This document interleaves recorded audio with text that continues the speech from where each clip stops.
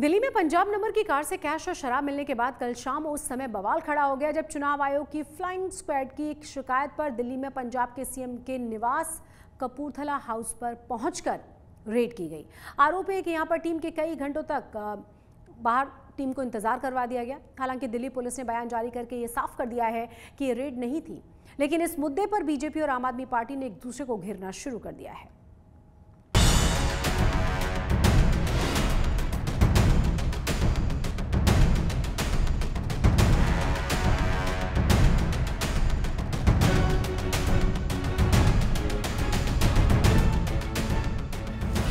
आज से 4 दिन बाद दिल्ली में विधानसभा चुनाव है, लिहाजा चुनाव आयोग से लेकर दिल्ली पुलिस राजधानी में हर एक गतिविधि पर नजर बनाए हुए है। इसी बीच कल दिल्ली में पंजाब के मुख्यमंत्री के आवास कपूरथला हाउस में शाम को जबरदस्त ड्रामा हुआ। दरअसल कल दिल्ली चुनाव आयोग को सिविजिल ऐप पर कैश बांटने को लेकर शिकायत मिली। अधिकारियों ने तुरंत एक्शन लिया और चुनाव आयोग की टीम जा पहुंची दिल्ली स्थित पंजाब सीएम आवास कपूरथला हाउस में। लेकिन फ्लाइंग स्क्वाड को सीएम आवास में एंट्री की इजाजत के लिए घंटों इंतजार करना पड़ा। दिल्ली में पंजाब के मुख्यमंत्री भगवंत मान के आधिकारिक आवास के ठीक बाहर यानी कि कपूरथला हाउस के बाहर दिल्ली पुलिस की एक टीम खड़ी थी। आम आदमी पार्टी ने दावा किया कि चुनावों के बीचों बीच पंजाब के मुख्यमंत्री के घर पे इलेक्शन कमीशन की रेड डाली जा रही है और ये आरोप लगाया कि बीजेपी के खिलाफ इलेक्शन कमीशन काम नहीं कर रहा है, लेकिन दिल्ली पुलिस सर्च करने पहुंच गई है पंजाब के मुख्यमंत्री के दिल्ली के आवास पे। फ्लाइंग स्क्वाड का आरोप था कि जब उन्हें सीएम हाउस में काफी देर के बाद जाने की परमिशन मिली और जब वो अंदर गए तो उन्हें बंगले के कमरे बंद मिले। अभी अंदर कह रहे पेरी पेरी में देख लीजिए, लॉक लगे थे कमरे में। We can not wait till eternity, so we are going back. आगे क्या करेंगे आप लोग? सर ऑफिस जा रहा हूँ सर। रिपोर्ट बनाएंगे इस पर? हाँ सर, रिपोर्ट बनाएंगे सर। लेकिन पंजाब के मुख्यमंत्री भगवंत मान ने सोशल मीडिया पर पोस्ट कर लिखा कि दिल्ली में मेरे मुख्यमंत्री निवास कपूरथला हाउस में दिल्ली पुलिस ने रेड की, पूरे घर का चप्पा चप्पा खंगाला। वहीं दिल्ली पुलिस के ऑफिस से महज 500 मीटर की दूरी पर बीजेपी वालों के घर हैं। क्या वो उनके घर रेड मारने की हिम्मत दिखाएंगे या केवल आम आदमी पार्टी और पंजाबियों के साथ ही ऐसा करने की इजाजत मिली हुई है? पंजाब सीएम ने बीजेपी पर तंज कसा तो बीजेपी ने आरोप लगाया कि कल पंजाब सीएम आवास के बाहर चुनाव आयोग की टीम को रोकने की वजह सीएम आवास में कैश ट्रांसफर था। अच्छा, वो शरेआम पैसे बांट रहा है प्रवेश वर्मा, क्या नाम है उसका? हाँ, तो वो दिखता ही नहीं है, नजर ही नहीं आता इनको। वो ट्वीट करके पैसे बांटता है कि आज मैं यहाँ पे पैसे बांटूंगा। कपूरथला हाउस, जहाँ पे पंजाब के चीफ मिनिस्टर भगवंत मान रहते हैं, चीफ मिनिस्टर रहते हैं, वहां पे ये सारा चीजें डंप की जा रही हैं। और चीफ मिनिस्टर की गाड़ी, जो पंजाब का बड़ा काफिला है चीफ मिनिस्टर का, उसमें ये पैसा जो है बांटा जा रहा है। राजधानी में 29 तारीख को दिल्ली पुलिस को पंजाब भवन के बाहर नोटों और शराब की बोतल से भरी एक गाड़ी मिली। इस पर बवाल अभी थमा भी नहीं था कि 24 घंटों के अंदर चुनाव आयोग को एक और गंभीर शिकायत मिली। शिकायत की गई थी कि कपूरथला हाउस में कैश बांटा जा रहा है, जिस पर कार्रवाई के लिए फ्लाइंग स्क्वाड छापेमारी के लिए वहां पहुंची। अब इस मामले पर सियासी तलवारें खींच गई हैं। आप एक पूरे सूबे के चुने हुए पॉपुलर मुख्यमंत्री के घर पे आपने छापा मार दिया, इलेक्शन कमीशन ने। मिला क्या? कैश मिलना चाहिए था, कुछ तो मिलना चाहिए था, कुछ नहीं मिला। आम आदमी पार्टी एक्सपोज हो गई है। आम आदमी पार्टी शराब और रुपए बांट करके माने रिश्वत देना चाहती है जनता को। दिल्ली में जैसे जैसे मतदान की तारीखें करीब आ रही हैं, वैसे वैसे यहाँ की सियासत भी गर्मा रही है और सियासी दल एक दूसरे पर हमला करने में कोई कोर कसर नहीं छोड़ रहे। दिल्ली से अमित भारद्वाज के साथ ब्यूरो रिपोर्ट। पंजाब के फिरोजपुर जिले से एक दिल को दहलाने वाली खबर सामने आई है, जहां पर फिरोजपुर फजिल्का नेशनल हाईवे पर एक कैंटर और पिकअप के बीच में टक्कर हुई। 11 लोगों की जान चली गई, 20 से ज्यादा बुरी तरह से घायल हो गए। हादसा इतना ज्यादा भयंकर था कि जिसने भी इस मंजर को देखा उसकी आंखें खुली की खुली रह गई।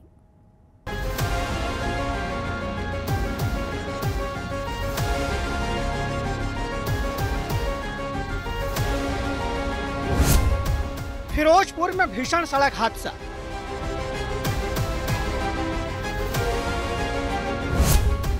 हाईवे पर पिकअप और कैंटर में हुई टक्कर।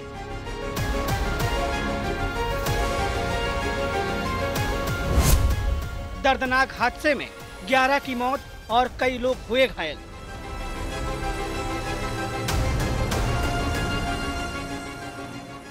फिरोजपुर में शुक्रवार की सुबह हाईवे पर बिखरी लाशों को देखकर हर कोई सिहर गया, क्योंकि इस हादसे में किसी ने अपना बेटा खोया तो किसी ने अपना भाई।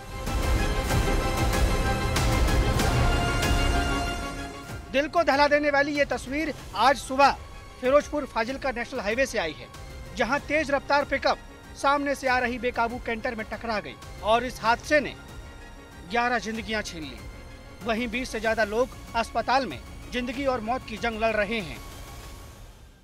ये जो है बोलेरो महिंद्रा गाड़ी है, जिसके ऊपर जो है बताया जा रहा है कि वेटर का काम करते थे और गुरुवार साहिब से वो जलालाबाद की ओर जा रहे थे अपने कामकाज के लिए, लेकिन रास्ते में टैंकर और इस बोलेरो गाड़ी की जो भयानक टक्कर होती है, ये तस्वीरें आप देख के अंदाजा लगा सकते हैं कि कितना भयानक जो है वो हादसा हुआ होगा।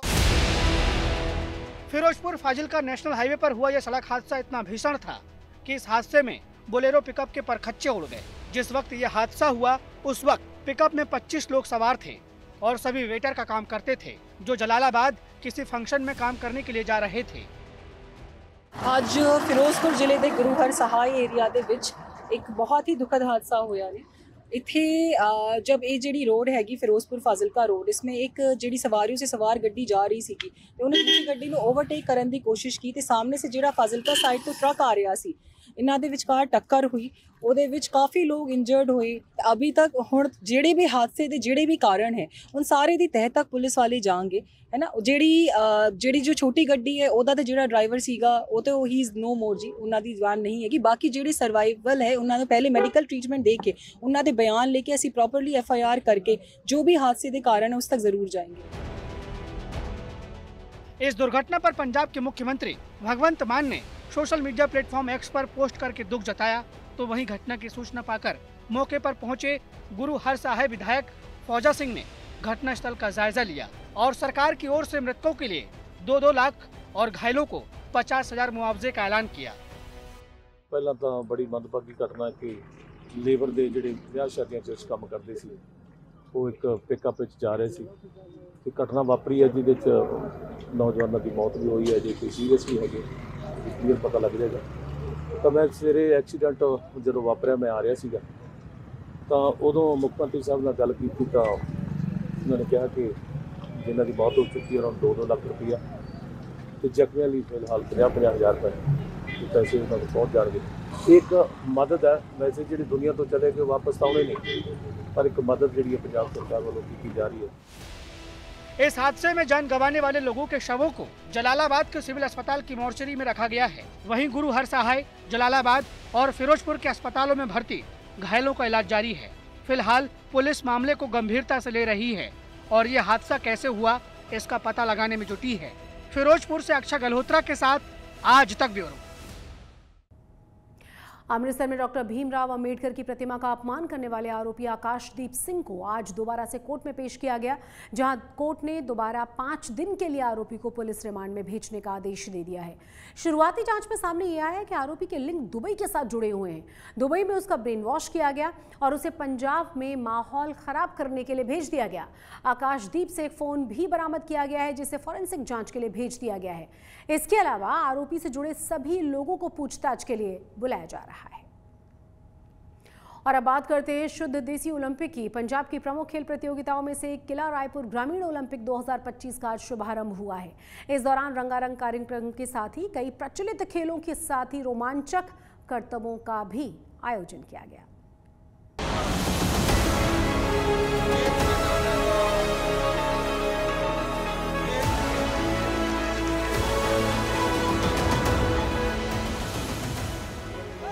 ये तस्वीरें हैं पंजाब के लुधियाना की।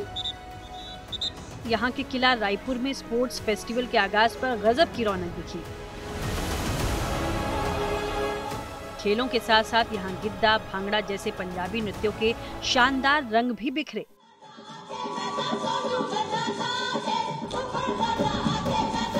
इस खेल उत्सव में शामिल होने अलग अलग जगहों से खिलाड़ी तो पहुंचते ही हैं, दर्शक भी बड़ी संख्या में आते हैं।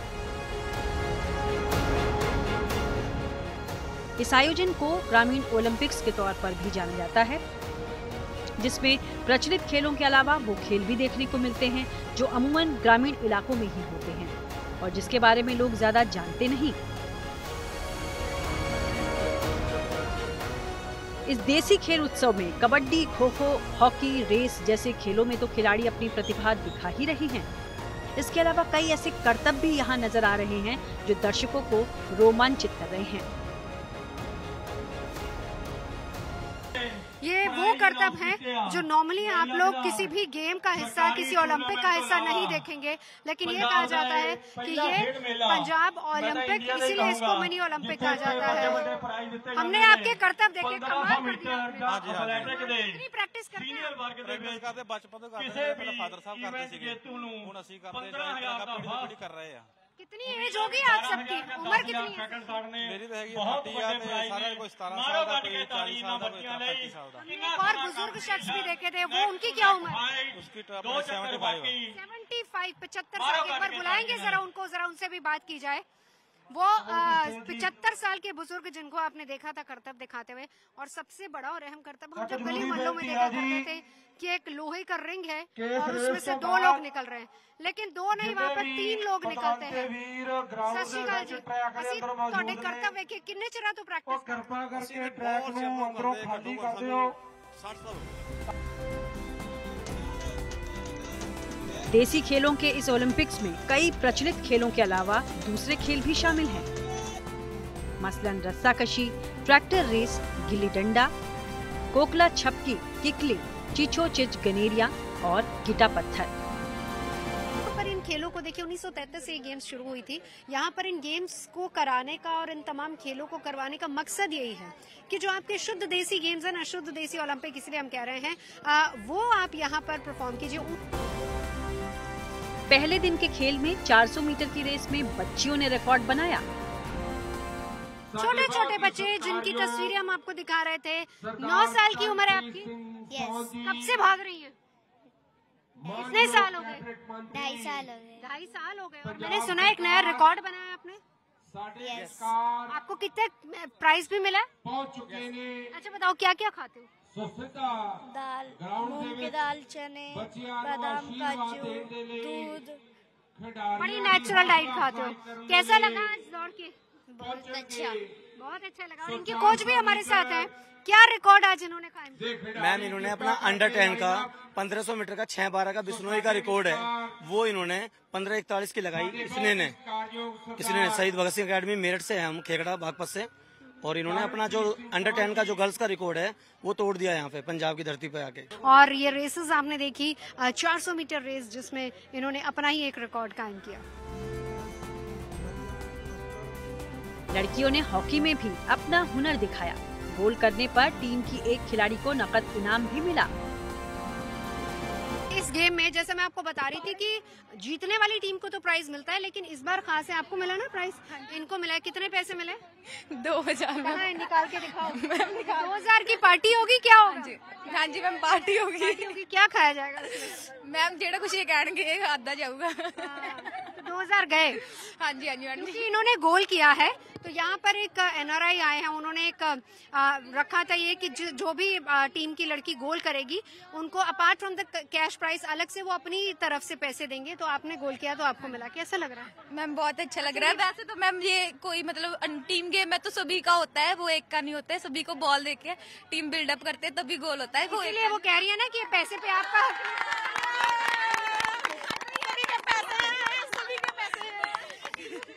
ये हमारी यूनिटी है। Yes ma'am. क्या मंगवाया जाएगा? हम जूस पियेंगे बाहर जाके। अभी हाँ जी, हमारे एनर्जी डाउन हुई ना, अभी हम जूस पियेंगे मैम। इन देसी खेलों के उत्सव के लिए विदेशों में बस चुके लोग भी आते हैं, जो अपनी तरफ से भी खिलाड़ियों को प्राइज देते हैं।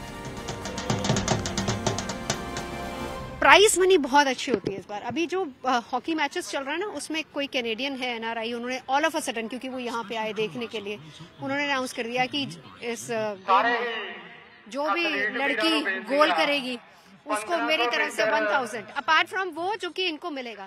सबसे ज्यादा प्राइज मनी 1.5 लाख गई है अभी तक की, जो कि हॉकी टीम को पिछली बार मिली थी, और उसके बाद 1 लाख जो कि रनर अप को मिली थी, और फिर उसके बाद इंडिविजुअल स्पर्धाओं में 31,000, 51,000 वो सारी प्राइज मनी होती है। इसके अलावा ट्रॉफीज वगैरह होती है। पहले इन खेलों में बैलगाड़ियों की रेस को लेकर जबरदस्त क्रेज देखा जाता था, जो साल 2014 में सुप्रीम कोर्ट की रोक के बाद से हो नहीं पाया। गेम्स का जो अगर ओल्ड हिस्ट्री देखा जाए तो 1933 से हमारी ये गेम शुरू हुई। रस्साकसी वगैरह ऐसे गेम पहले होते थे। उसके बाद में धीरे धीरे बैलगाड़ी इंट्रोड्यूस होगी, बैलगाड़ियों की रेस। 1933 के बाद ये समवेयर इन 2014 में सुप्रीम कोर्ट की तरफ से जो है बैन लगा दिया गया था। और हम लोग पशु क्रूरता का नाम लेके, जी, पशु क्रूरता, क्रूरल्टी टू एनिमल एक्ट का सहारा लेकर के पिछले 27 फरवरी 2024 को वो हमें पंजाब सरकार को वापस मिल गया, जिसमें प्रेसिडेंट साहब की नॉड आ गई। फिलहाल तो 2 फरवरी तक चलने वाले इस किला रायपुर ग्रामीण ओलंपिक्स में 6500 से ज्यादा खिलाड़ी भाग ले रहे हैं। तो ये तस्वीरें किला रायपुर गेम्स की आपके विरासत, आपके साहित्य, आपकी संस्कृति के साथ जोड़ती हुई रहेंगे। उनके साथ तो बढ़ेंगे आगे, खेलेगा इंडिया तो बढ़ेगा इंडिया। तो ये शुद्ध देसी ओलंपिक, शुद्ध देसी खेल जो आपको किला रायपुर से हम लगातार दिखा रहे हैं। कैमरा पर्सन गिरीश के साथ मैं नवजोत रंधावा, किला रायपुर से।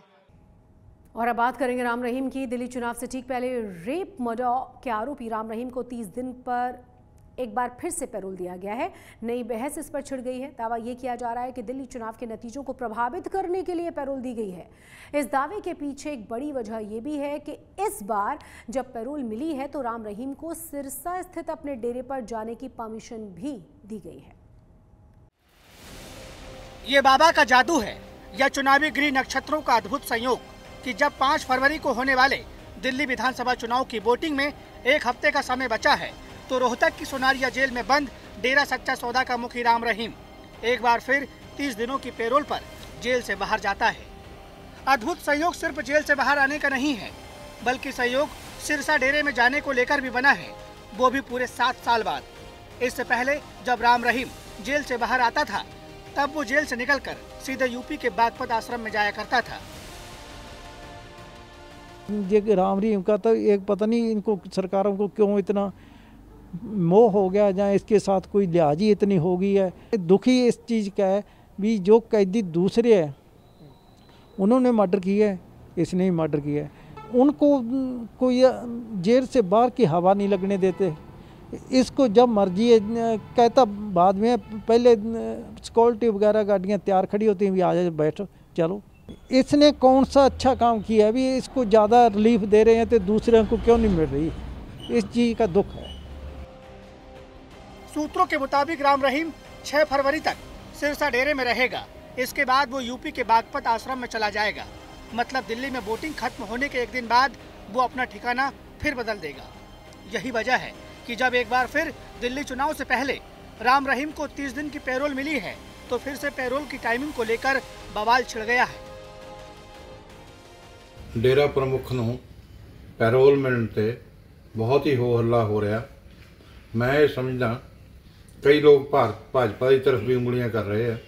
पहली गल तो ये चीज़ नूं बंद करो।